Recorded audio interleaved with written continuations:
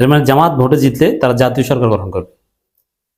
এমনকি জামাত যদি 200 আসনে জিতে তারপরে তারা সবাইকে নিয়ে জাতীয় সরকার গঠন করবে। তাই প্রশ্ন হচ্ছে সেই জাতীয় সরকারে বিএনপিকে রাখবে কিনা, এটা একটা আলোচনার বিষয়। তবে রাজনীতি কোন জায়গা থেকে কোন জায়গায় এসেছে এটা দেখেন। একসময় আলোচনা হতো বিএনপি জাতীয় সরকার গঠন করবে, সেই জাতীয় সরকারে জামাতকে রাখবে কিনা। আমরাই আলোচনা করতাম, আমি করতাম, বলতাম যে বিএনপির উচিত জামাতকে রাখা, অথবা বিএনপির কিছু কিছু নেতা ইঙ্গিত দিত যে না জামাতকেও রাখবো ফ্যাসিবাদ বিরোধী আন্দোলনে সবাইকে নিয়ে। এর মানে এটা একদম অনিবার্য বাস্তবতা ছিল, এটা নিয়ে কোনো প্রশ্ন তোলারই সুযোগ ছিল না যে জাতীয় সরকার গঠন করার একমাত্র হকদার বা সক্ষমতা আছে বিএনপির, যে বিএনপি সবাইকে নিয়ে জাতীয় সরকার গঠন করবে। তবে জাতীয় সরকার গঠন করতে হলে নির্বাচনটাও করতে হয় সবাইকে নিয়ে। তবে হ্যাঁ, নিজ জোটের বাইরে যারা তাদেরকেও সরকারে নিতে হয়, এটি মূল।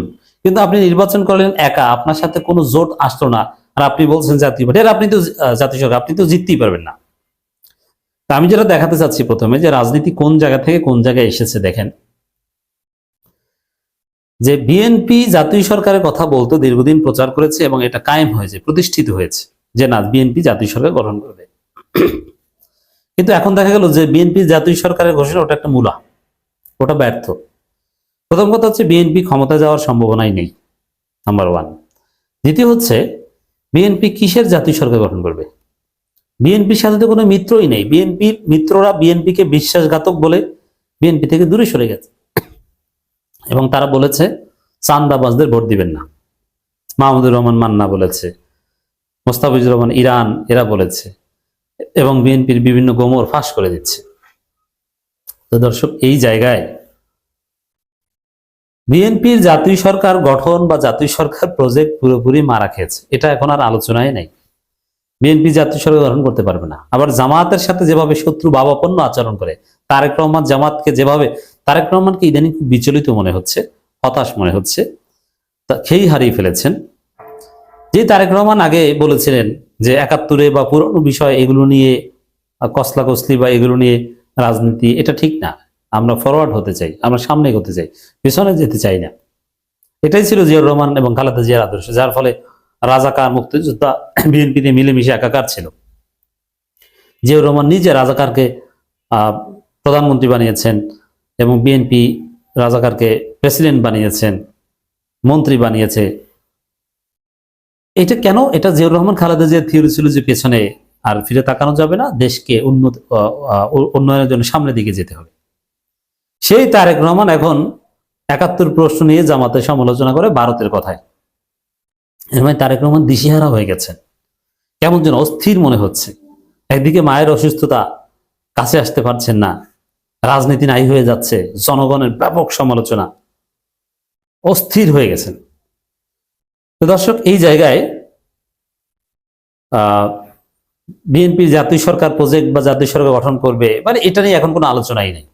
কিসের জাতীয় সরকার? তাদের তো কোনো মিত্রই নেই, তাদের সাথে যাবেটাকে, তারা তো জিততেই পারবে না। এখন জাতীয় সরকার নিয়ে কথা বলার সময় এসেছে জামাত ইসলামী, এবং জামাত ইসলামী বলছে, আমিরে জামাতের ঘোষণা, নির্বাচিত হলে জাতীয় সরকার গঠন করবে জামাত, ডাক্তার শফিকুর রহমান। এখন প্রশ্ন, জামাত যে জাতীয় সরকার গঠন করবে তাতে বিএনপিকে রাখবে কিনা? না, আমার বিশ্লেষণ হচ্ছে বিএনপিকে রাখবে না।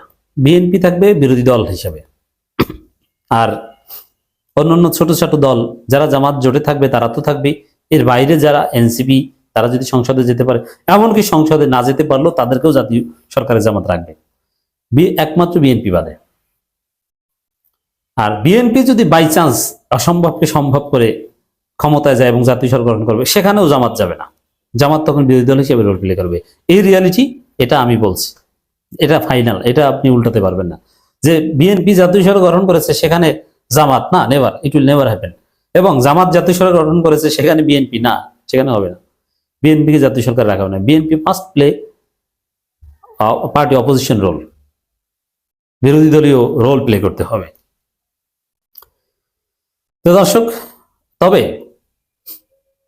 বিএনপি জামাত যেটা করবে ক্ষমতায় আসলে, এটা অলরেডি পিনাকির কিছু পরামর্শ দেখেছেন এবং এটা নিয়ে জামাতে আলোচনা হয়েছে। জামাত ক্ষমতা আসার সাথে সাথে এবং ক্ষমতা আসার আগেও বিএনপিকে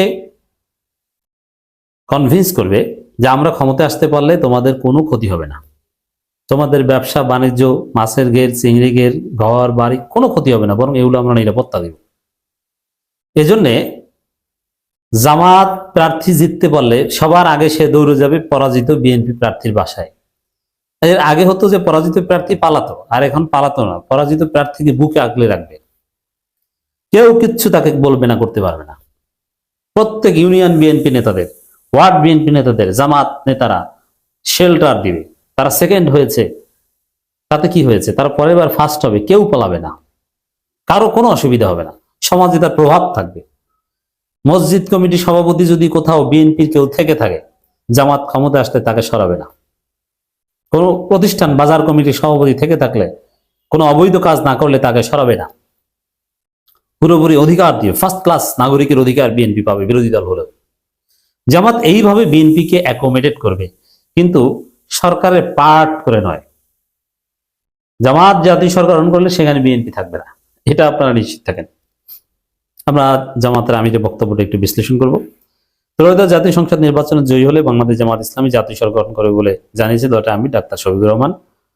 ইউরোপিয়ান ইউনিয়নের ঢাকাস্থ দূতাবাসে কয়েকটি দেশের রাষ্ট্রদূত ও প্রতিনিধিদের সঙ্গে সৌজন্য সাক্ষাৎ শেষে সাংবাদিকদের নিয়ে কথা বলেন।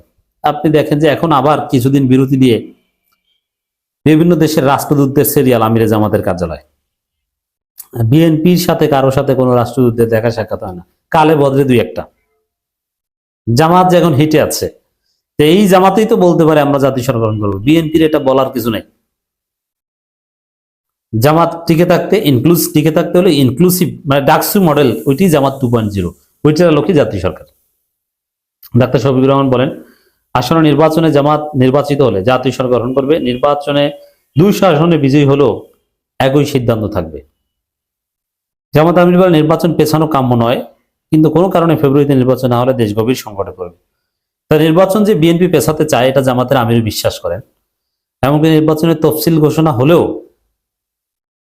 তারপরও নির্বাচন স্থগিত করার চেষ্টা, কোর্টের কোনো নির্দেশনার মাধ্যমে বা কোনো অঘটন ঘটিয়ে বিএনপি চেষ্টা করবে শেষ মুহূর্ত পর্যন্ত। কিন্তু আমি বিশ্বাস করি সরকারের সুদৃঢ়তার কারণে এটা পারবে না। তা নির্বাচন পেছানো যাবে না, আমির জামাত এটা বলেছে। এমনকি জামাত ইসলামের একটা প্রতিনিধি দল নির্বাচন কমিশনে যেও যে কথা বলে এসেছে, নির্বাচন পেছানো যাবে না। খবর কি বলেন, দ্রুত তফসিল ঘোষণা করেন, কবে করবেন বলেন। জামাত পুরোপুরি নির্বাচনমুখী দল। বিএনপি এতদিন যে নির্বাচন করতো, ওটা আসলে ভোট চুরি করার জন্য বলতো, যেই দেখেছে চুরি করার সুযোগ নেই, এখন নির্বাচন চায় না।